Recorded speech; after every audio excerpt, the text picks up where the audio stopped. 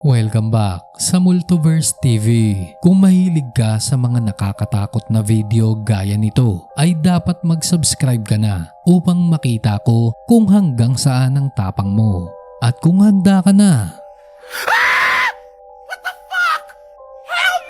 ay simulan na natin. Where are you? I see you.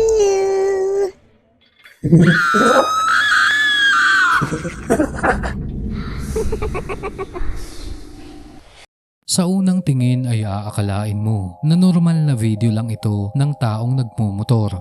Ngunit masdan mong maigi.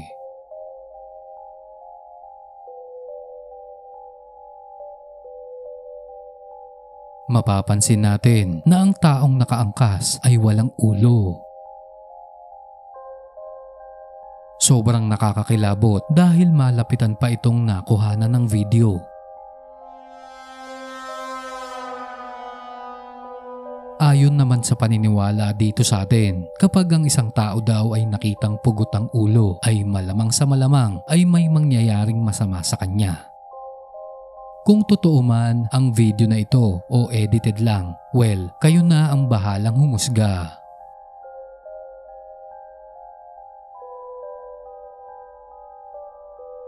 Sa video naman na ito ay nasa pool ng CCTV ang pagdaan ng kaluluwa ng isang bata.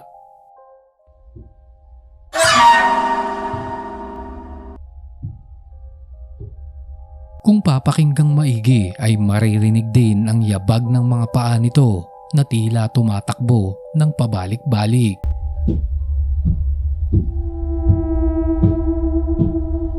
Ayon sa kwento ng may-ari ng bahay, ay nasa bakasyon sila ng mga oras na ito.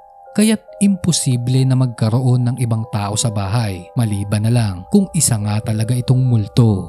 Ano sa tingin mo?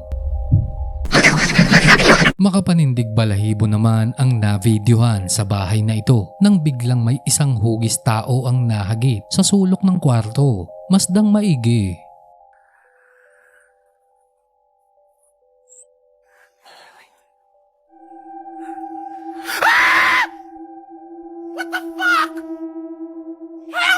Kung titingnang mabuti ay tila isa itong babae na nakatayo na para bang nakatitig lang sa humahawak ng kamera.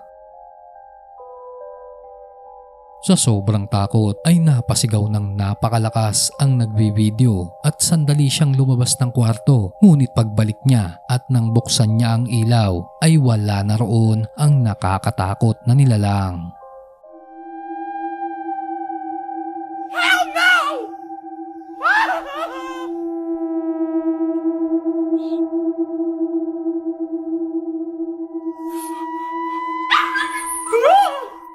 Ayon pa sa kanya ay halos gabi-gabing nangyayari ang nakapangingilabot na pagpaparamdam.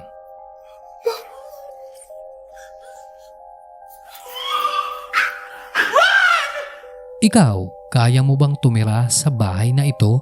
Paki-comment lang sa ibaba.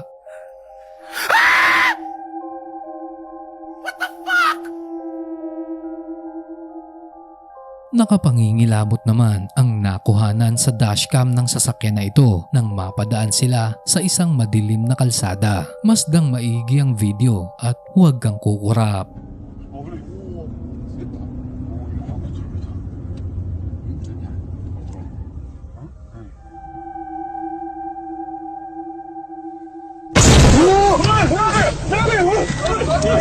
Isang babaeng nakatayo sa gitna ng kalsada ang bigla na lang sumulpot sa harap ng sasakyan. Mapapansin natin ang mukha nito na tila ba humihingi ng hustisya sa kung anumang trahedya ang nangyari sa kanya.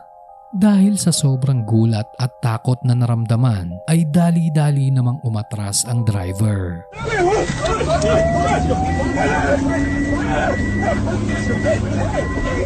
Sobrang creepy naman ang tagpong ito sa isang ospital dahil sa isang pasyente na paulit-ulit na inihahampas ang katawan niya sa higaan. Hindi matukoy kung sinasapian ba siya ng masamang espiritu o dahil sa kung anong karamdaman. Nagpatuloy pa ito ng ilan pang segundo bago siya tuluyang bawian ng buhay. Ano't ano pa man ay para sa akin ay creepy pa rin kung sa harap ko mismo ito mangyayari. Mahimbing na natutulog noon ang lalaking nagbe-video, subalit isang hindi matukoy na ingay na nagmumula sa basement ang gumising sa kanya na kahit ang aso ay tila ba may kakaiba ding nararamdaman.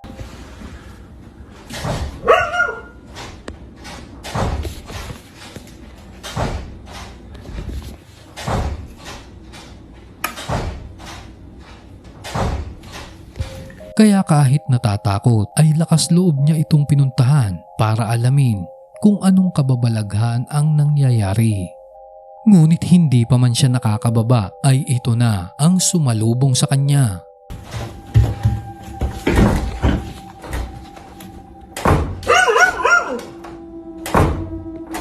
Hello?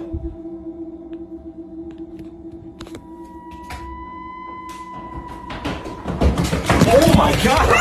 Maririnig sa video ang tunog ng mga paa na tila ba tumatakbo paakyat ng hagdan.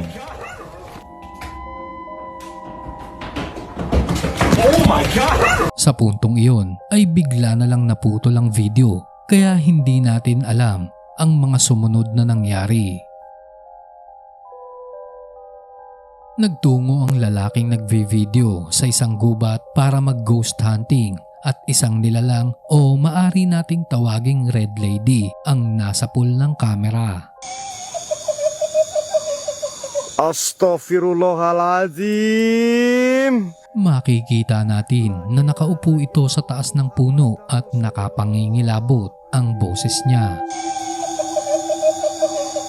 Astaghfirullahaladzim.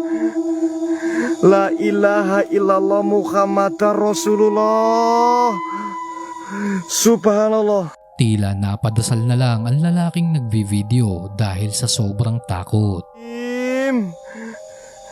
La ilaha illallah Muhammadar Rasulullah. Sa video naman na ito ay dalawang babae ang masayang nagtatawanan sa gilid ng kalsada. 10 oras na ng gabi noon at wala na ring ibang tao maliban sa kanilang dalawa. Ngunit maya-maya lang ay biglang napahinto sa paglalakad ang babae sa unahan dahil sa nakita niya. Masdan ng video.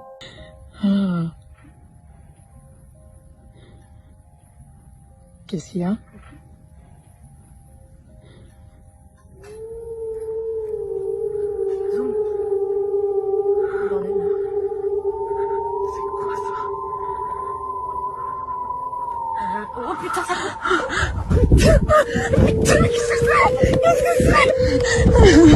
Isang nilalang ang biglang sumulpot mula sa dilim at bigla na lang sila nitong hinabol.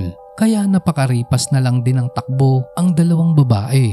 Kung titingnan nating maigi ang slow motion ay mapapansin na walang ulo ang nilalang na humahabol sa kanila.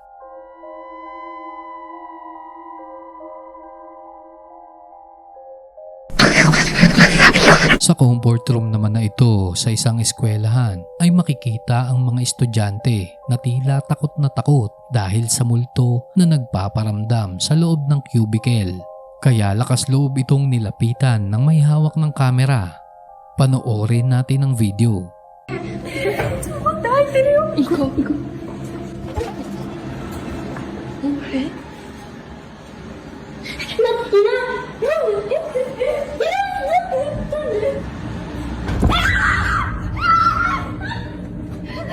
Isang nakakatakot na muka ang bigla na lang sumulpot, kaya mabilis na nagtakbuhan ang mga estudyante palabas ng CR.